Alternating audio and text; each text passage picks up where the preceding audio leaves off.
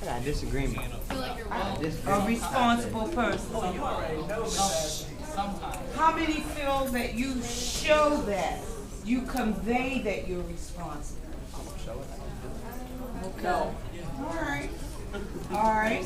Well, thank you for sharing. One other thing I want to leave a thought with. Now, Chris, I'm surprised I didn't hear from you today. You're usually very opinionated. So maybe you can answer this for me. One other video we saw was the idea of teachers getting paid for student performance. And as a teacher who's really into their students' performances, I just like your ideas of how you feel about that. You think that's a fair situation? In other words, when test scores come in, state scores, the more passing students that I have, the more money I get, and vice versa. Do you think teachers should be rewarded for student performance as well? Yes, no, raise your hand and let me know what you think. And I need to hear from some new people. We'll start with Chris and then go around the room and then that's it. No, because the students get bad grades, it affects the teachers, and that shouldn't be the teachers' problem that the students got bad grades they don't want to learn. But if it's a good teacher, won't you get better grades? Yeah, but some of the students aren't willing to try it themselves. Are you still going to next one? Okay, anybody else? Shane? I think it should tie in because if the students are doing really well, then who's teaching them? The teacher. So then the teacher should get a cut because because the teacher's teaching the students everything that the students know. I don't really think it's fair because, like what we were saying earlier, not everybody is that good at making better grades.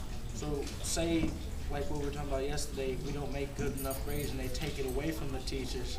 It's really not the teacher's fault if they're doing all they can do. So, yeah. Oh, I think in general, teachers, if the students are getting money deal thing, then they should have enough money to raise the teacher's salary and keep the teachers in instead of laying them off. Uh-oh. We won't even go there. All right. I think teachers, they should be rewarded, but they shouldn't be punished for not having good grades, because when you get the state scores and stuff like that, because really the last person that's up to is the kid, and if he doesn't choose what he wants, if he wants to get a good grade and study, it's not the teacher's fault. The teacher shouldn't have to look over the kid 24/7 and tell him to study and study and study.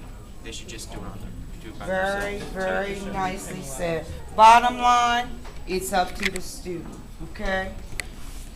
And as much as I get on your cases sometime, I can see one day me fussing or trying to get you guys straight or not giving you that extra point on the test, and then we have a big assessment the next day and you still have an attitude with me and you decide I'm going to get back at her. I'm not going to do well on the test.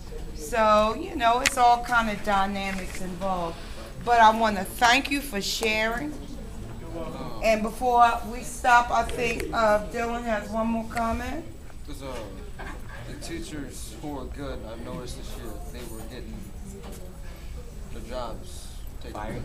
Fired, thank you. And the teachers who are mean to kids and stay here because they don't like kids, stay here, they still get paid the same amount. But if the kids that don't like the teachers that are bad stay here, they still do good, they pay the teacher bonuses. It's kind of, Well, that's the way of the world. Things don't always work out equitable, and that's why you have to intrinsically do things for you, not based on how other people treat you. Oh, no, my point was, they should dock the teachers that suck, per se, and because they do it on purpose. Oh, okay. All right. Well, thank you, everybody, for sharing. This is Miss Addison's 4th block class. Miss A should not get fired. Peace out. Miss A should not get fired. Thank you. Miss A should not get fired.